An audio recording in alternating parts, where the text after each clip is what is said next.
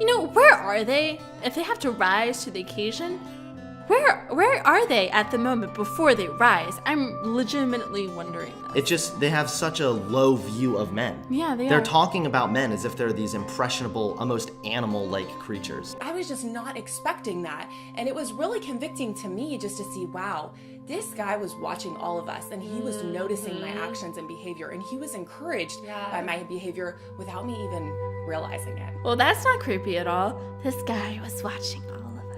It's just like, we went to youth group, it was great, but there's just this one little fella in the background. He just sits in the corner and he just watches us all the time. I feel like every youth group has that guy. You know what I mean? The tall, skinny kid, he's just really awkward, and you're just kind of like, I think Jesus says I'm supposed to love you. I'm legitimately wondering this. They have such a low view of men. Yeah, they are. They're talking about men as if they're these impressionable, almost animal-like creatures.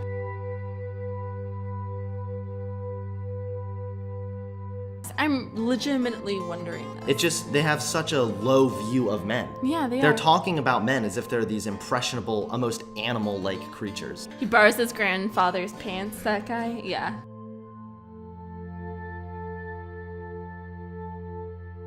And the reason we wanted to share that story with you is because, like Bethany said, guys are watching. Yeah. She didn't even realize it, and that guy No. was watching and observing her lifestyle. Because she was choosing to be a committed Christian and to live out her design according to God's word, that stood out to him, and he noticed that. So we just want to encourage you that whether you realize it or not, there are probably Christian guys who are looking at your life and watching you. The logic here is the exact logic that feminists use. They're drawing gender lines where gender lines do not need to be drawn.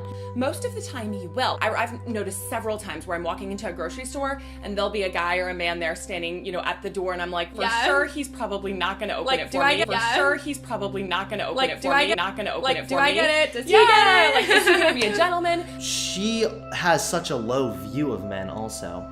She's like, for sure he's not going to get the door for me.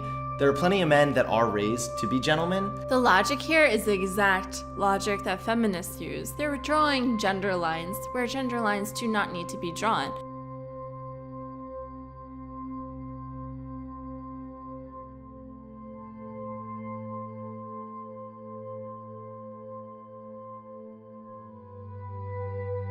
She's like, for sure he's not going to get the door for me. There are plenty of men that are raised to be gentlemen. And number 2, challenge guys to a higher standard. So this is the point in the video that it just starts to get really demeaning.